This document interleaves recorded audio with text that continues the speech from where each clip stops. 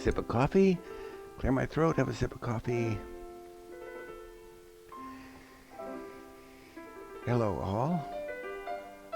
Welcome to the Fourth Level Podcast, episode number 1. Hopefully, there'll be more than one.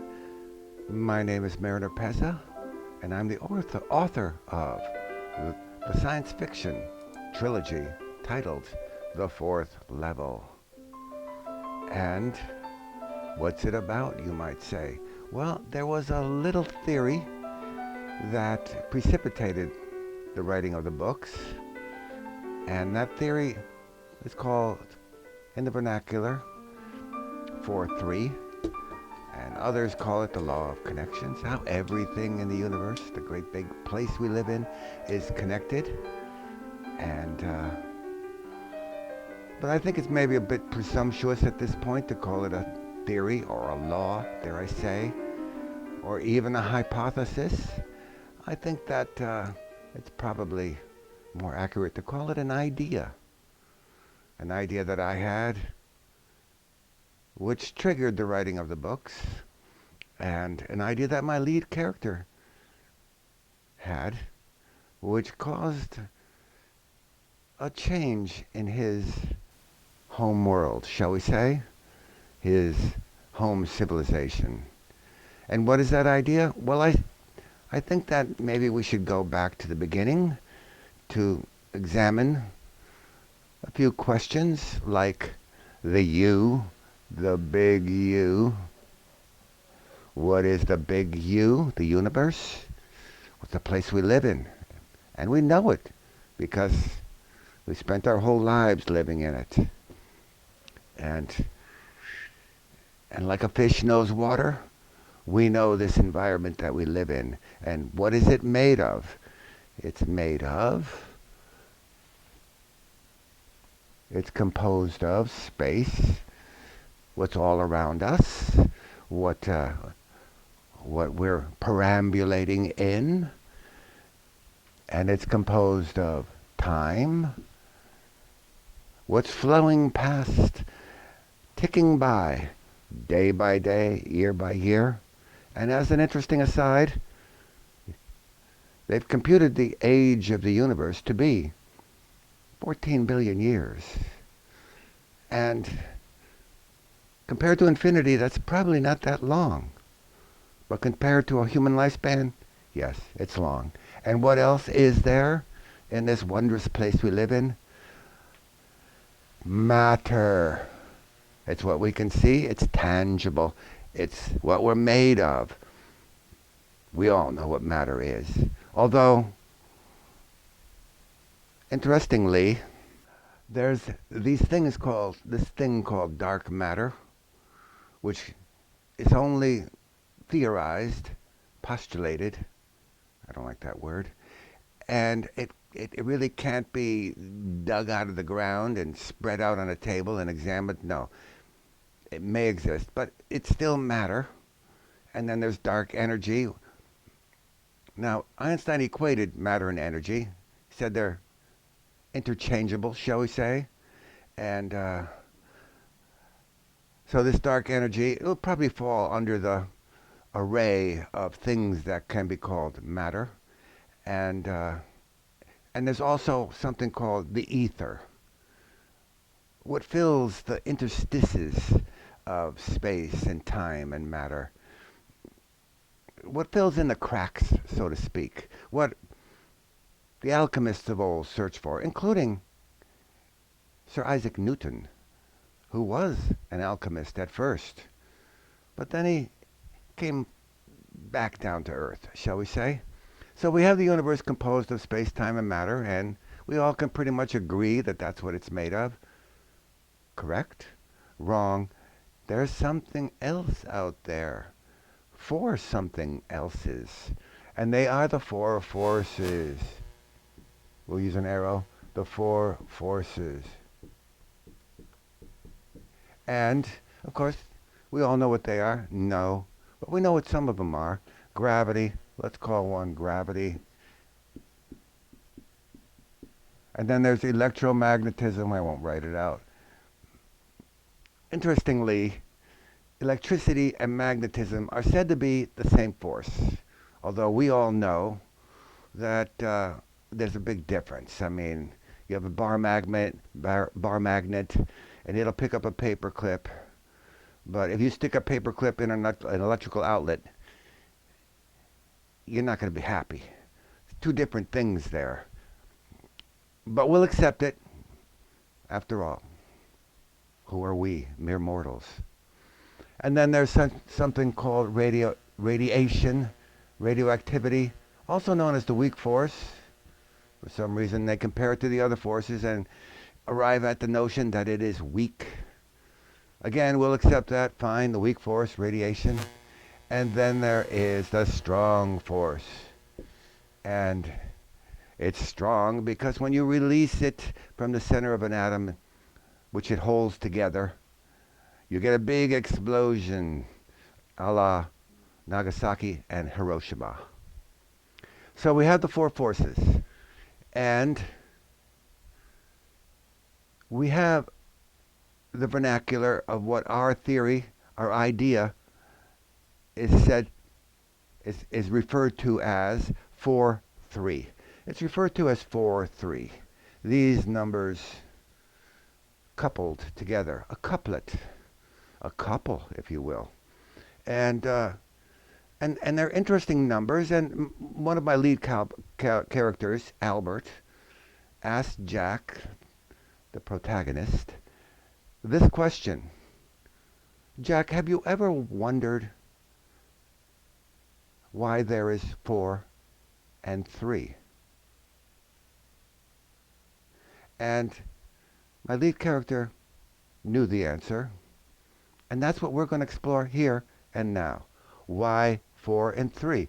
Why there are 3 fundamentals in the universe, space, time, and matter, and 4 forces: gravity, electromagnetism, the weak force, and strong force. But before we go there, we're going to examine another couplet, another duality, shall we say? Duality. And that is this concept: the set of 3. The set of 3. It could be 3 integers, it could be 3 items, it could be 3 pieces of fruit: apples, oranges, and pears. But out of those 3 items, you could only get 4 different combinations.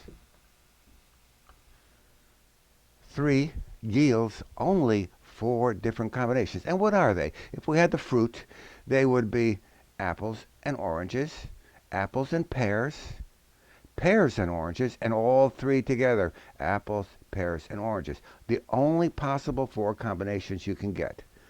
So out of a set of 3, and oftentimes you could use the factorial, which means you multiply the integers within together, and you get 6, but that's permutations. We're dealing with combinations, which doesn't care about the order. For example, apples and oranges and apples. We don't care about that. So, why do we have 4 and 3 up here and 4 and 3 here? Is there possibly a connection? Is there a coincidence? And who believes in coincidences? Not us. So we will make a leap of faith. No faith. Faith is a belief without evidence. Here is our evidence, and we're going to make a scientific assumption. Let's call it that.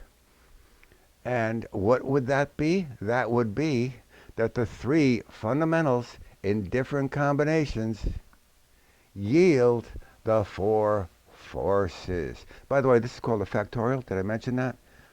So, well, that's our assumption. That is our assumption, that the 3 fundamentals in different combinations cause the 4 forces. And basically, that's the essence of 4-3, the law of connections, the theory of everything, the unified field theory, dare I say, how everything in the universe is connected. Can I go there? Can I make that leap of faith, belief without evidence? No, I can't, but I will anyway. And what are those combinations? Well, our good friend Albert Einstein came up with the combination number one in his general theory of relativity. And that would be that space and time combined in some manner. He called it a space-time continuum, how space and time is entwined, intermingled, enmeshed in some manner. The fabric of space-time, others call it. Well, that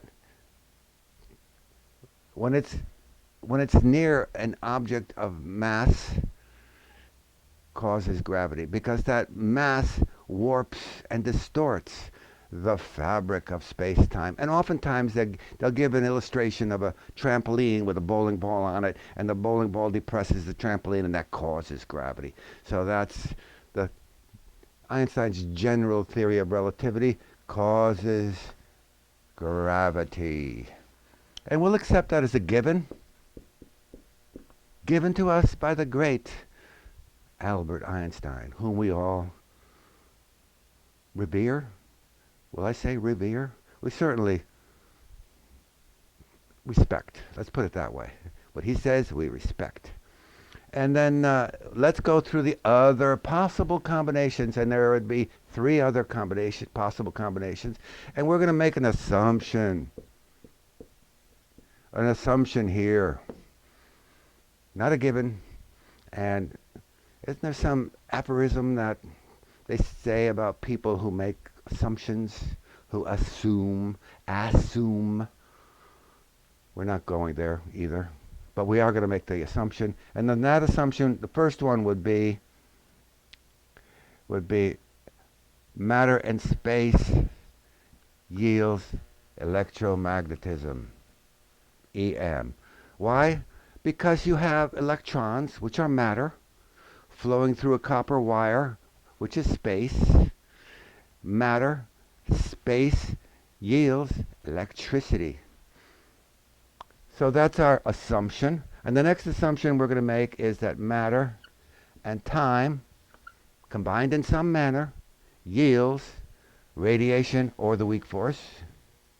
Why? Because you have matter, particles being emitted from an unstable isotope, protons, neutrons, electrons, electromagnetic radiation, not in one big explosion, but continuously at a certain rate. So that's in time, and it's matter being emitted in time. So we'll assume that matter and time cause radiation. And then the last one would be the strong force, and that would be space, time, and matter combined. All three make the strong force, what holds the center of an atom together. Now, we are going to try to transition from language to mathematics at this point, because we can play with the mathematical symbols that we just wrote on the whiteboard. Strong force, weak force, electromagnetism, gravity. But here's our basic thing, basic idea, that space, time, and matter combined in some manner create the four forces. And we're going to make a simple equation, and let's make it. Let's do it right now. Space, time, and matter. And by the way, space, time, and matter, we are assuming that those three entities, essences, instrumentalities, shall we call it, combined in some manner, are the product. The universe is the product of that combination. So therefore we're going to multiply them together rather than adding. But basically, multiplication is a shortcut for adding anyway. I mean, you memorize the times table, and then you can multiply with this little methodology, big numbers together, instead of adding them all up in a huge column, counting on your fingers. So for that reason, we're multiplying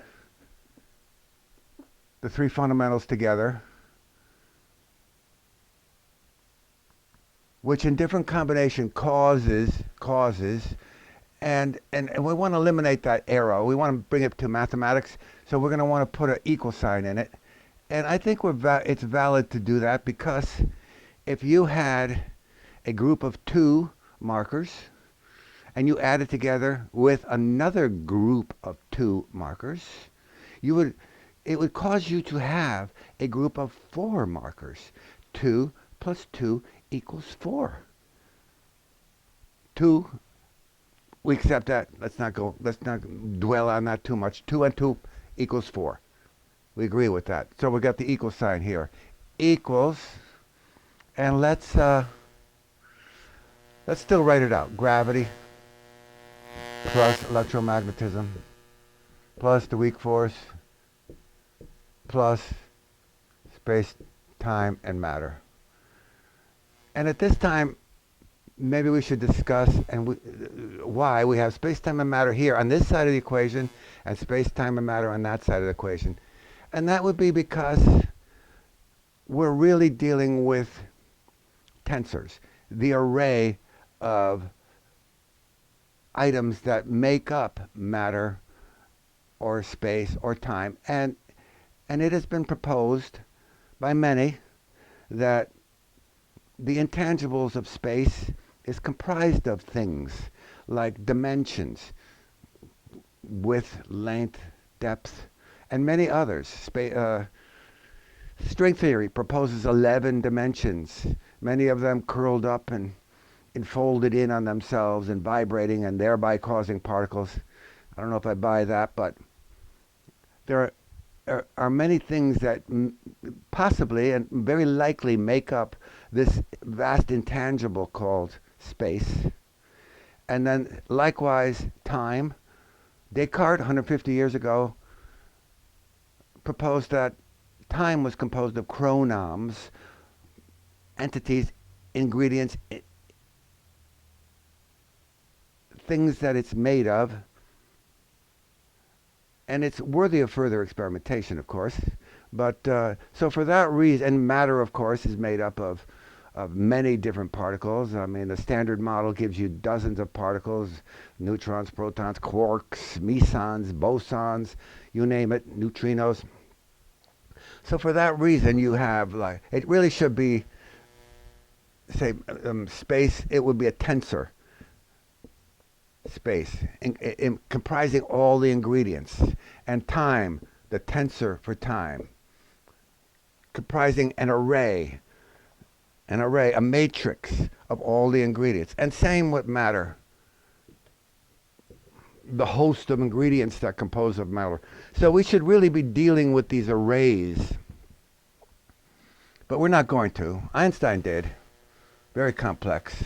Essentially, though, he just applied the Pythagorean theory to the arrays and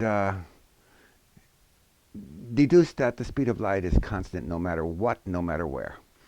We're not going there. But and we're not going with arrays or tensors or matrices or any of that. We're going to assume that the arrays and matrix and tensors that make up space-time and matter in the big universe are different from the arrays that make up, on the micro level, probably the quantum level, subatomic level, the strong force, which is believed to be mediated by gluons, whatever they are, rambling around within and amongst the protons and neutrons and gluing them together. And what are they made of? Maybe the constituents of space, time, and matter. So that's why this array here, space, time, and matter, which comprises and causes the strong force, is different from this, but we're going to use the same symbols, STM, because uh, it's simpler and easier to understand and easier to manipulate and easier to arrive at, dare I say, some interesting truths, some truths that bear some gravitas, shall I say? All right, so let's go on from there. So we have the two, space-time and matters, and we're multiplying that together, and we're not dealing with tensors, and we have, now we'll substitute in our various combinations for the four forces, and that would be space, time, and matter, the big universe. In different combinations, cause the four forces, space and time, which is what given by Einstein, our respected colleague. And we have electromagnetism, which we assume to be caused by matter and space, electrons flowing through a copper wire, plus radiation, the weak force, which we assume to be matter and time, particles being emitted periodically, matter and time, plus the strong force, which is space, time, and matter, all three together in a quantum arrangement, shall we say, versus a macroscopic arrangement in the big, wondrous thing we live in. So here's our mathematical equation that we can now play with, manipulate. Why do we want to do that? Because we can. Why did Sir Hilary climb the mountain? Because he can. Because it was there. And this is here. It is here. So let us first divide both sides of the equation by mass or matter. And why? Pull out your Algebra 101 books, everyone. Remember way back when you said you would never use this? Well, you're using it now. What you do to one side of the equation, you could do to the other. So we have space-time over here. We divide by mass or matter. Matter and space over here, electricity, we can divide by mass. Radioactivity, we divide by mass. And space-time and matter over here, we're dividing by mass also. Algebra 101, we can do it. And what happens when we do it? You can cancel things out.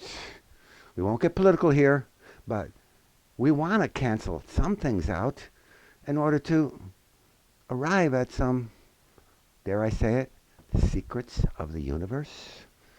So we'll cancel out the masses here, and that leaves us with space-time standing alone. I hope this is in the picture.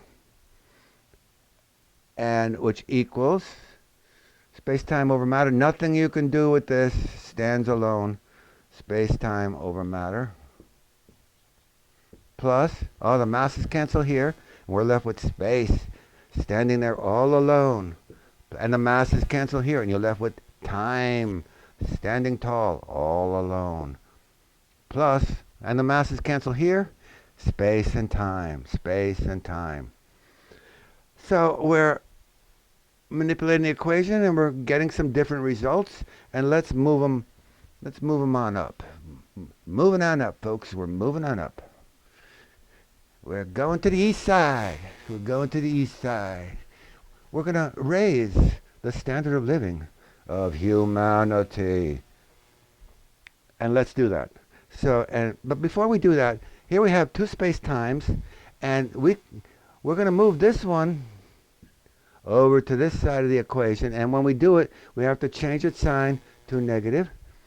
And why are we going to do that? Just to simplify things, because we can. And let's do that. So we have space-time minus space-time equals space and time standing tall all alone plus,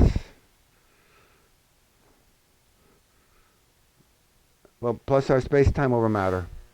Space-time over matter, which I really probably should have wrote first. I don't want to confuse you, and I will.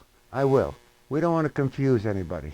We want to put forth the idea. So here's our space-time over matter. Nothing can be done with it. We don't know what it is. Space-time over matter. A bizarre configuration plus space plus time. So this, a light bulb should be lit in your brain when you see something and you take away something from it. If you had 2 and you took 2 away from it, you would get 0. And we'll put 0 over here. Space-time minus space-time is equal to 0. So we can reduce that a little bit. And then we have our space-time over matter. I wrote this wrong. I wrote that wrong. It's space-time over matter. We have our space-time over matter, some bizarre construct, plus space plus time. Now we don't like that 0.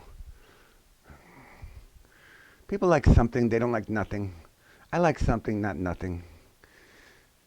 And so we're going to try to eliminate that 0. And we're going to do that by bringing this space-time over matter, this unusual construct, and over to this side of the equation, and becomes negative space-time over matter equals space plus time. Space plus time. Again, it doesn't make sense. We don't know, because we don't know what space-time over matter is. Maybe it's a clue that would prompt further experimentation for somebody out there in the vast ether of my readership. But for us and for me, it has no meaning. Therefore, I'm going to get rid of the mass by multiplying it by mass. And then I have to multiply this side of the equation by mass also. And time by mass. And what do we get? Well, the masses cancel here, and we're left with minus space-time, which also should be ringing bells. The gravitas of the matter. And we have space and matter over here.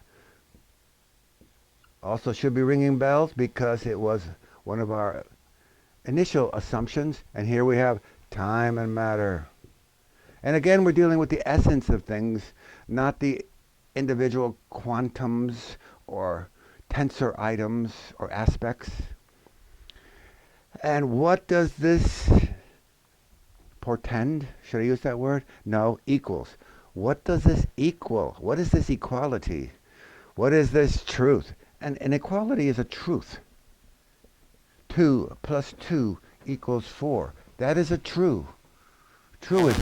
And it's true anywhere in the universe. You could go into your garage and add 2 things together and you'll get 4. Or you can go to the other side of the universe and add 2 things together and you'll get 4. Because it's a universal truth.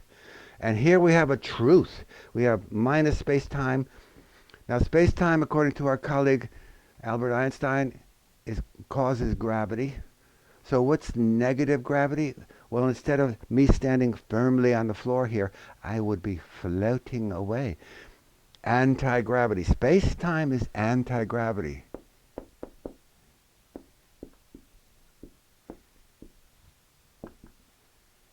And how do you get space and time, anti-gravity?